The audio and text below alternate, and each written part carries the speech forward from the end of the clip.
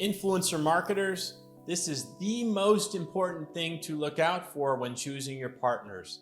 I'm Brett Owens with Afluencer, and we're going to talk about engagement rates today. Now, engagement rates, as you may have heard, kind of a buzz term, is going to be defined as the amount of engagement or activity that an influencer or creator is going to have on average on their social media posts. Typically, when we look at engagement rate, we're looking at the Instagram engagement rate being the default social media platform.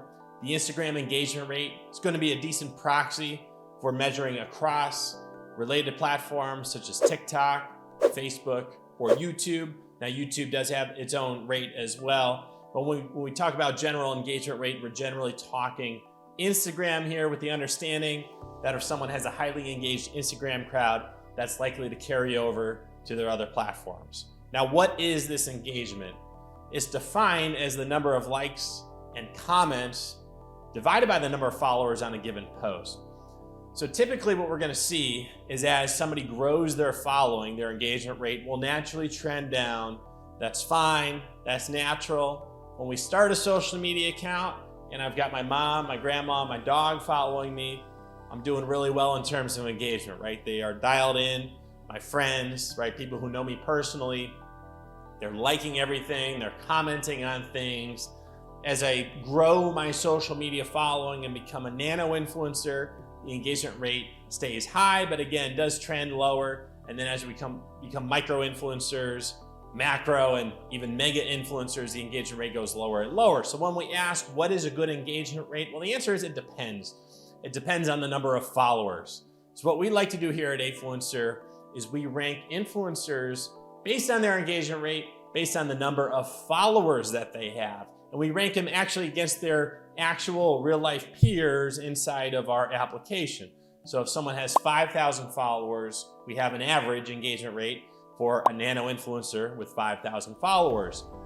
If we have a micro influencer with 25,000 followers, we have an average engagement rate for that size micro influencer with 25,000 followers.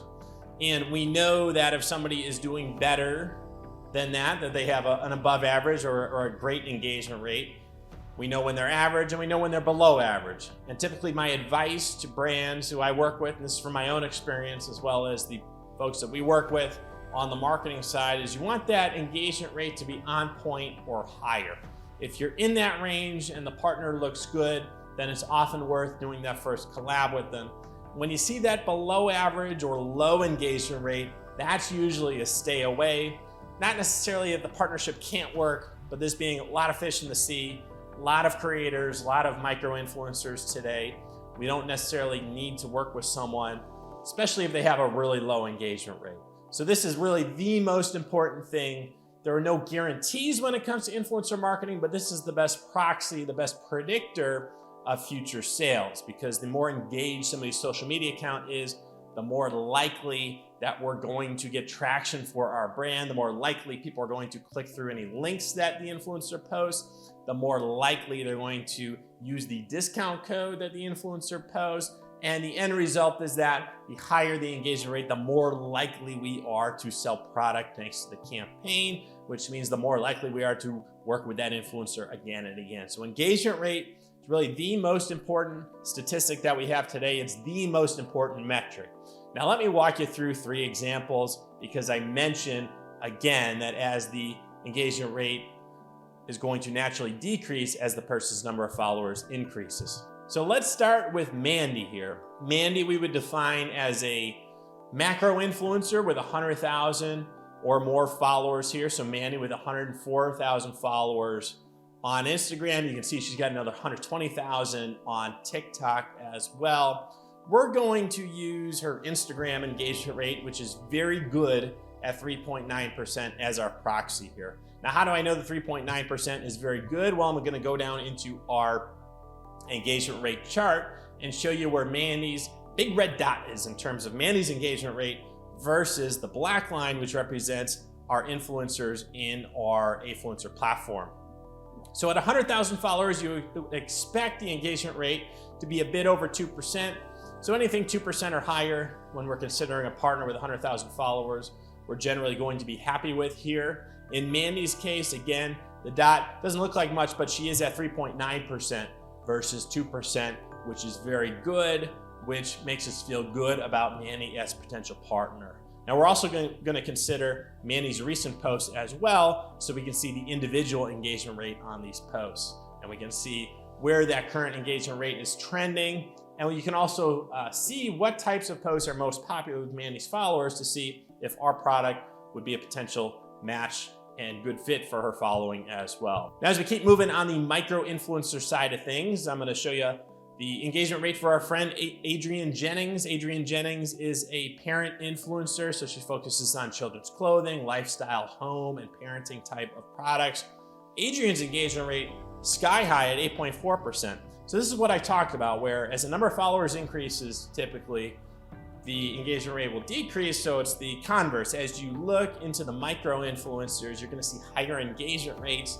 And by the way, we don't have to pay as much to work with micro influencers, but we're getting that higher engaged crowd. So there actually is a lot of potential value, especially in our case here, if we're selling something where we're looking to connect with mom influencers. Adrienne is a very intriguing potential partner for us. So she's got the 8.4% engagement rate. And you can see that again here where Adrienne's red dot in terms of engagement, noticeably above our average, which is our black line here. So you can see that Adrienne's doing very well from that engagement rate standpoint. You can also see, as I kind of rattle along here, her gender and age distribution skewed heavily female. So again, if we're looking to engage with mom influencers, we want to consider somebody like Adrienne because her following heavily skewed female, highly engaged. So we've got lots of mom influencers on here. We can see how we're doing in terms of the latest content, in terms of the engagement rate. And then we also see that the majority of Adrienne's followers are in the United States, which is another bonus if we're shipping product to the United States, with Canada being number 2. So that's logical and that makes sense. So that shows us that Adrienne's following tends to be very organic, which translates to a high engagement rate, which is what we want as marketers. The final example I'm going to walk you through is that of a nano influencer. And nano influencers often boast even higher engagement rates. The only thing different about nano influencers is they're often new to social media, so they don't have a lot of followers yet. But for you and I as marketers, that may actually be a good thing because we can partner with someone up and coming. So let me introduce you over here to Kevin Knowles, who plays for the Knowles. He's a Florida State football player.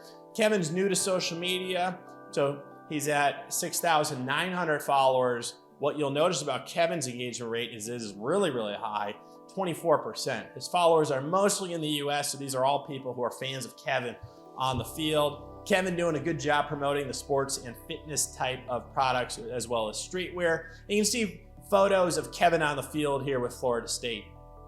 So if we've got that sports type of product, especially if we're looking to connect with football fans, those in the South, or just general fans of college sports, Kevin is an intriguing partner. And again, his engagement rate won't stay at 24%. As Kevin continues to grow his account, this will trend down, but this is a really great start.